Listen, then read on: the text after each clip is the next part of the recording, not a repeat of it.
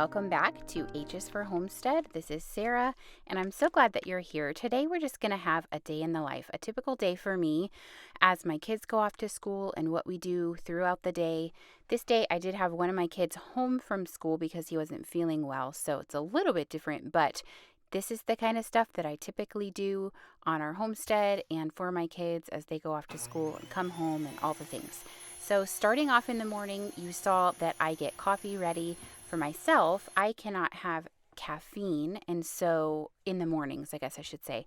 And so I typically make myself decaf in the French press. So I love to get that going and let it sit and steep while I work on breakfast. This morning I'm making some blueberry muffins, and I have freshly ground kamut flour, 4 cups of freshly ground kamut, 1 cup of sugar, 4 teaspoons of baking soda, 1 teaspoon of salt. Then I add to that 2 cups of milk, 1 cup of oil. I use olive oil. It's like a really light tasting olive oil we get from Sam's Club, but coconut oil would be fine as well. 2 eggs, 2 teaspoons of vanilla, and then 4 cups of blueberries. I will forever and always use wild blueberries. I just love the flavor and the size a whole lot better than other blueberries. That's a personal preference though.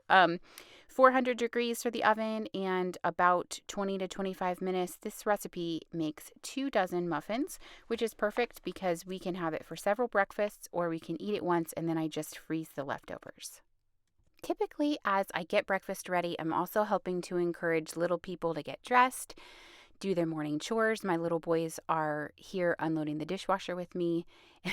Little people are easily distracted, especially early in the mornings. So it's kind of my job to keep everybody on task as I get the breakfast ready. And also we work on lunches, and the kids have unloading the dishwasher, feeding some of the farm animals like the cats, letting the chickens out and things like that.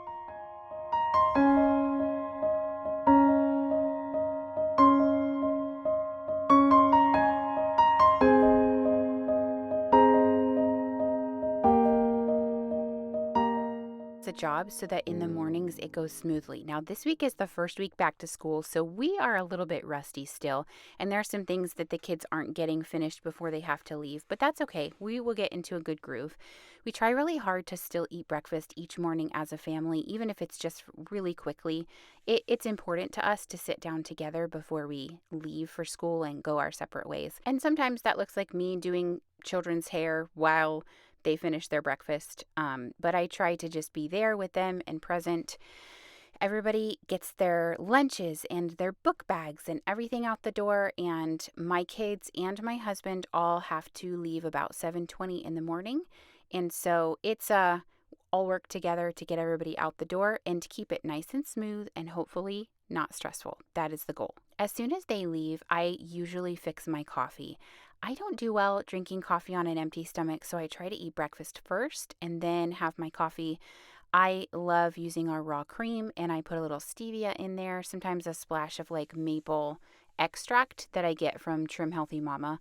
But anyway, coffee, and then I go around and just try to finish up cleaning up the house, anything that the kids missed with their chores or didn't get done, so that the house is ready for the day and I can get it all set up. This is just cleaning up the den and finishing clearing the table, and then I'm gonna clean up the kitchen and load the dishwasher and start it and work on cleaning and sweeping the floors and any small little task that will help me feel like my day can then start with a fresh start.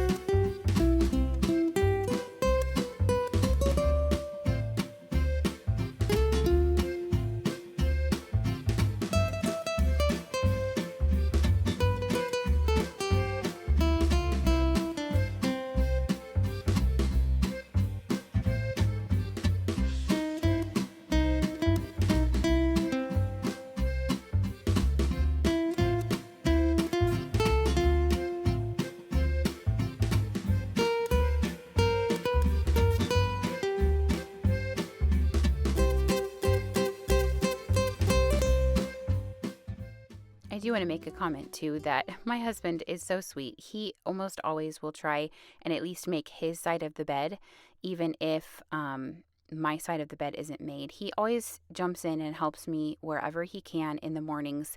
But because he has to be out the door and I do not, I usually try to handle encouraging the kids along and then also getting breakfast on the table, but he even will help with that a lot of times. So I'm thankful. We make a good team, all of us working together to get out the door on time. And so I love coming in here and seeing a small little act of love that he does for me.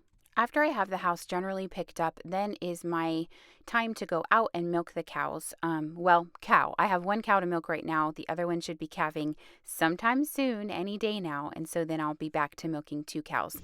But I'm just getting the soapy water, and I put a little bit of thyme oil in there as well, ready to go outside so that I can milk the cow and get her all nice and clean. The kitties love to follow me around. I think they would constantly eat if they could, but they have already been fed this morning, but they just kind of hang out. We actually have 7 cats, believe it or not, and they are barn cats, and they do their job incredibly well. One of our mama cats just caught a big rat today, actually, and we were like, yep, that's why we have cats. So when I get in here, I like to dump the bleach water that I leave in the machine.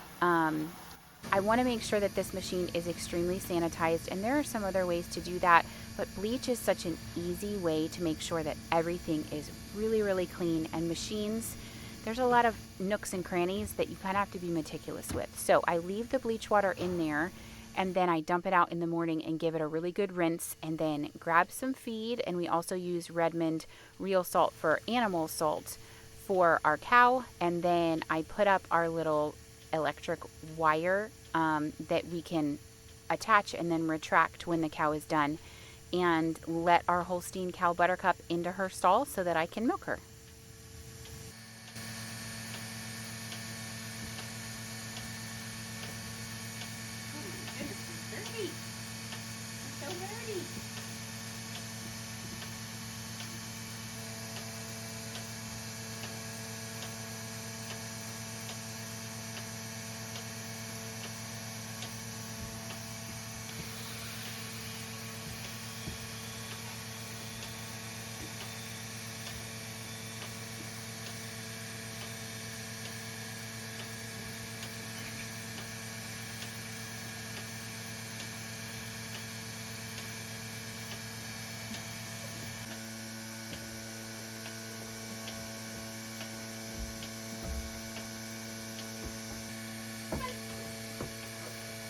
Once I'm done milking the cows and I've brought the milk inside and dealt with the milk, I try to get it into the fridge or freezer really, really quickly so that it can cool down. As soon as I'm done with that, I take a shower and I get ready for the day. Now, I stay home by myself a good chunk of the day, but I still try and at least get ready somewhat. I don't always wear makeup, but somewhat of putting myself together, it really helps my mindset for the day, like we're going to work today. Then I usually check and make sure I know what we're having for dinner, and I thaw meat. Now, ideally, you don't thaw meat on the counter, but I had forgotten to do this at the proper time, so I'm leaving it on the counter and watching it carefully. Some days when I'm feeling extra tired, I will make myself a Monty energy drink. I love this drink because it is not jittery, and it just helps me focus and gives me some sustained energy without the effects of my heart usually races when I have energy drinks, and it does not with this one, so I love it. The next thing I do after I'm ready for the day is I sit down and I have some focused Bible time, and this is the most important part of my day, and I love that I can spend as much time as needed just reading God's word and praying and thinking about the day and getting my thoughts where they need to be for the day. There's a lot that has to happen, even though my people are gone for part of the day, and so I'm always thankful for this time. Next, I look at my kind of schedule. It's a meal plan, activity plan, and I try to get this ready each day or each week on Saturday before the week happens. And so I'm just looking at, okay, what did I want to accomplish today? One of those things that I have on my list is dealing with this sauerkraut. So I forgot about this sauerkraut. I'm going to just be honest and show you my failures and my faults. I completely forgot about it. It was sitting on the counter and I just got busy. And so the very top of the sauerkraut had a little bit of mold on the top. Now, if you're new to fermenting vegetables, that's going to scare you. And honestly, it's still not my favorite thing to happen. But if you can look and carefully make sure that it's just the top that's moldy, you can literally just scrape off the top of the moldy sections and any little bits of cabbage that got moldy and dump it off to the side. Put it in your compost. If you have a pig, you could give it to your pig. Or I also want to mention that this mold was just white and it was just on the very top. I don't want to encourage you to do something that you're not comfortable with. If you wouldn't want to eat it or you would want to dump it, do your own research, but I'm comfortable with just scraping that off and then saving what is underneath. And so it smelled fine, it looked fine, everything about it was just fine. So once I'm finished getting all of that off the top, I am then going to put the good fermented cabbage or the sauerkraut into jars, pack it in as tightly as I can, and then put it in my refrigerator. It is too hot and humid where I live for me to be able to save this at room temperature. We don't have a cold room. There's no way we can have a cellar where we live. We're too close to the water table. So I have to just put it in the refrigerator, and that's kind of the stinky part, but we do have an extra fridge, so this works out okay for us. I don't always do this, but I really try to practice the piano as often as I can. I don't have a reason to play the piano here where we are, but I've taken lessons for many years, and so I don't want to lose all that I have learned over the years. And so I try to just sit down and practice, even just for 5 minutes if I can.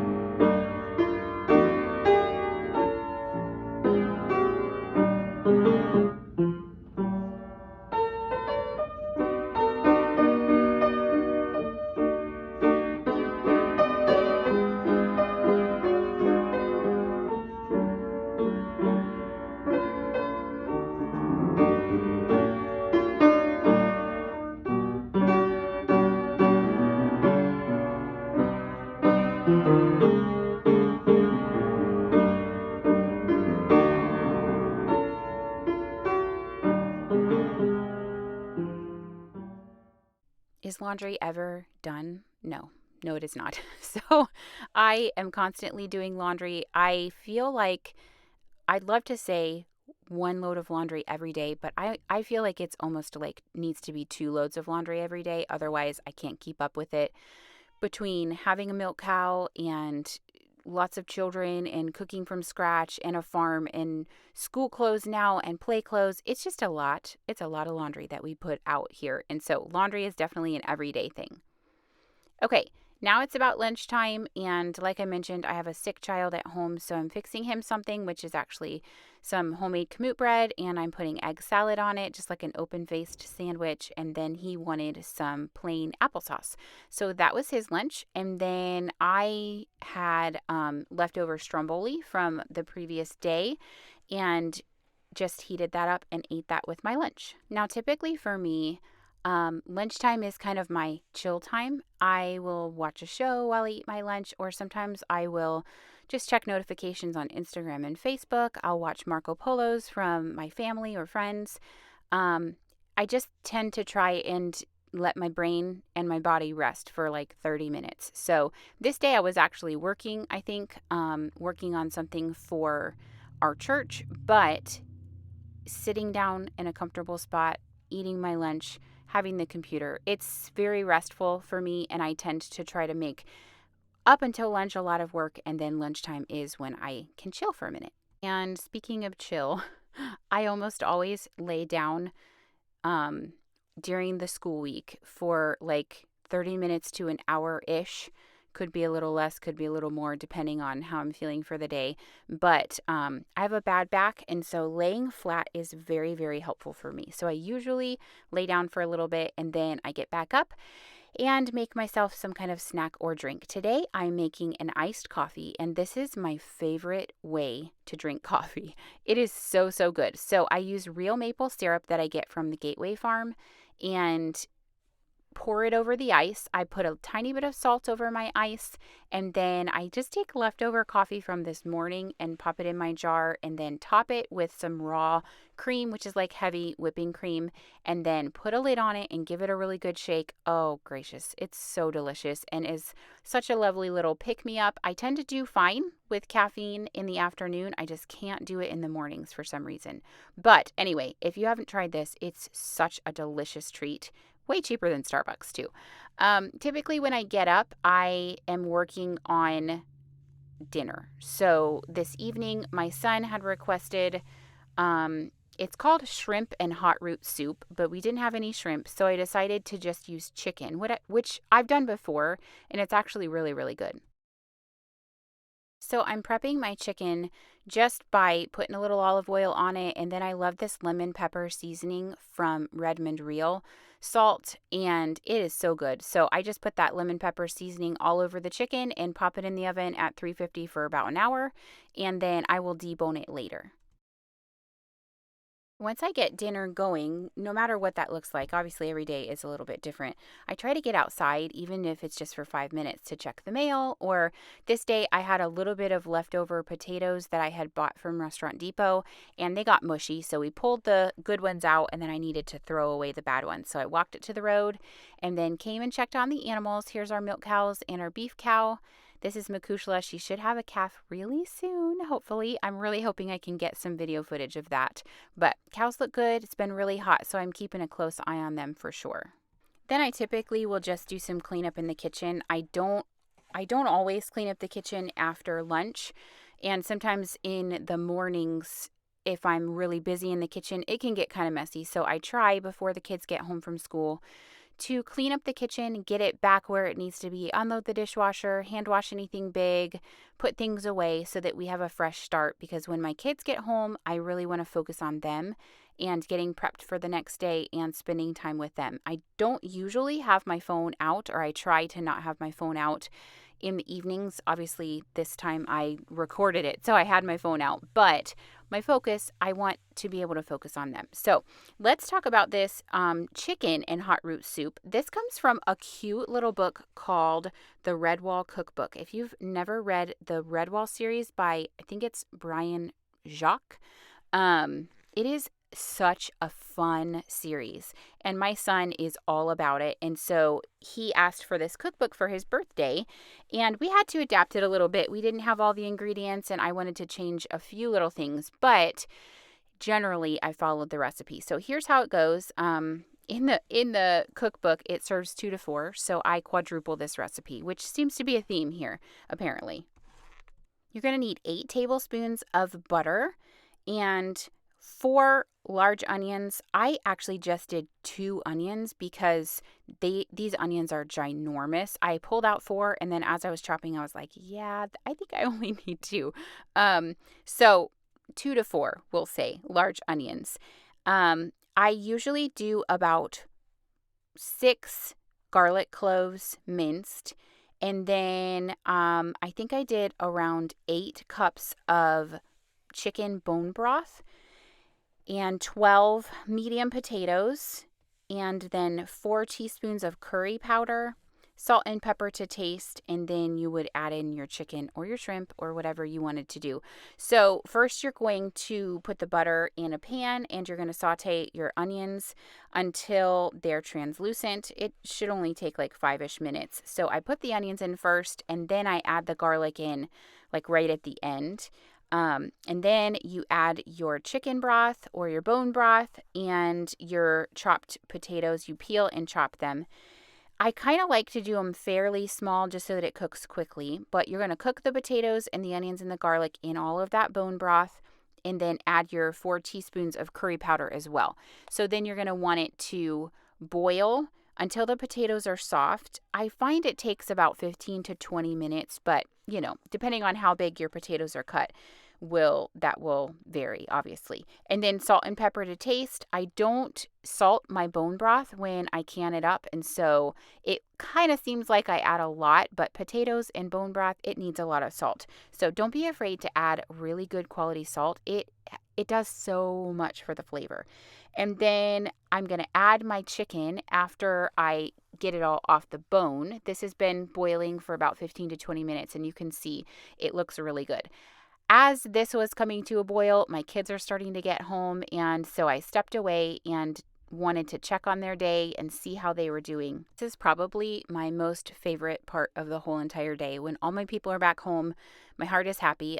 If you guys didn't know, we homeschooled for about 7 years, and this is our third year going to a Christian school, and we absolutely love it. The kids are thriving, but I will be honest, I miss my kids when they're gone. So I am so happy when they come home, and they're always happy to tell me what they did at school and what they made at school, and it's always super fun to see them and get to hug them and squeeze their necks again. Usually right when they get home from school, I want them to go play for a little bit, especially right now while it's still light outside and it feels so good.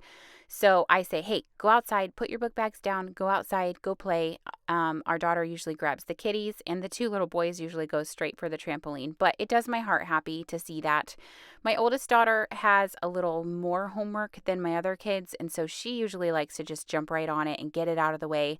It's a little easier for her brain, I think, to just get it done and out of the way so she can move on to other things. Then I will usually come back inside after I've said hey to my husband and hugged all the kids and heard about their day, and I'll start working on dinner again.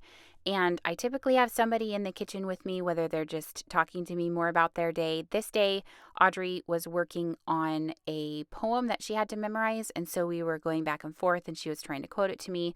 And it's just really fun to have somebody in the kitchen with me while I'm working. And deboning a chicken is not my favorite task, so it was great to have her in there to be a distraction for me. Once the chicken is all deboned, I usually will put the bones back in the roaster and either make bone broth right then, pour water on it, add a little bit of apple cider vinegar, or we will just put the bones in a freezer bag and throw them into the freezer so that we can make a bone broth for later. But we don't want to waste those bones for sure. Now I'm just going to add all of that chicken back into the soup, and I forgot to mention when I was reading off the ingredients that the recipe calls for milk. I always like to use cream. It just adds an extra depth for me. So I added about 4 cups of cream to this soup and then stirred it all in, and that's it. It's a really, really simple soup, but it is so delicious. Oh my gracious. It's probably one of our favorite soups, and it's so healthy too because it's got all of the onions and the garlic and then the bone broth in there and even some of the curry seasoning. It's just so good for when you don't feel well or you just need that extra bone broth. So anyway, dinner time is very important to us. We always, if at all possible, sit down all together at the table and eat dinner together. I think that the majority of our time together at meals just feels really impactful. And sometimes, it's not always lovely and we are talking over each other and people have to be corrected or whatever. But I think the impact you can have on your family around the family dinner table is so important. After dinner, we usually take whatever we have for dinner and we pack for lunches for the next day. Thankfully, I can send things that are warm with my kids. They have microwaves there so they can heat it up. So they get to take this soup to school the next day, and it works out really, really well. So when I am cooking dinner, I always think about the fact that I have to at least get 2 solid meals out. We all have after dinner chores, and the kids work to finish all of those so we can get everything clean. My goal is always to have dinner a little earlier in the evening if I can, so that it feels like we have a longer evening together on school nights. We try to get the kids in bed at a decent time, so any amount of work that needs to be done, if we can get it done quickly and early enough in the afternoon, it feels like we have longer. So we also, after dinner, unload lunch boxes and try to make sure that we are prepped and ready for the next day with loading up what we can in the lunch boxes, putting freezer packs in the freezers, getting everything all lined up. I also ask each of the kids to bring me their folders, and there's certain things I have to fill out for some kids, and other kids I have to sign assignment pads or tests or whatever. And so I try to just grab all of the things and do it at night, because if I don't do it at night, then it adds craziness the next morning, and I want my kids to go to school without feeling stressed. So as much nightly prep as we can do really helps the next morning to go nice and smooth. This evening, I'm helping my little boys get their room cleaned. This does not always happen in the evenings. It's supposed to happen in the mornings. But like I said, this is the first week of school and we're struggling a little bit with getting our rooms clean before we leave for school.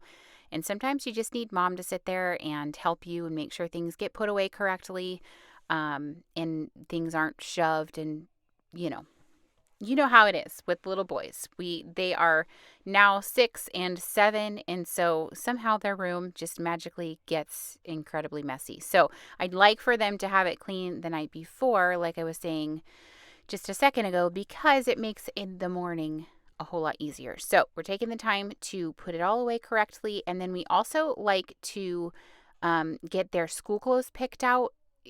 For some reason, the shoes disappear when we're looking for school clothes the next morning if we don't have it all out. So I try to get the pants and the belt and the socks and underwear and, everything that we need all together so that they are ready to go with a clean room and all the clothes they need. A lot of times my big kids are out doing barn chores in the evening with their dad, and so my daughter will read before bed, and I usually sit with the little guys and pray with them or read and put them to bed, hopefully by 8 o'clock. That's always the goal. And then I prep coffee for the next day. I make sure that my little kettle has water in it and my French press is clean, and then I also prep my husband's coffee for the next day just so that we're sure that when we wake up, we have coffee as soon as we can. He can drink his coffee immediately. I kind of wait, but it's always nice to have that prepped. And then I walk around a little bit and just make sure things are put back together. Book bags are where they need to be, blankets. Obviously, there's this giant pile of clean laundry that we washed but didn't get to folding today. So we will work on it the next day or whenever we can. So clean laundry is a blessing, but it doesn't always get folded immediately. That's like my nemesis, laundry. But anyway, I hope you enjoyed this day. It's a pretty typical day for us, and homesteading life does not have to be ideal with everybody staying home. Sometimes you got to work it around your busy schedule, but it's absolutely worth it.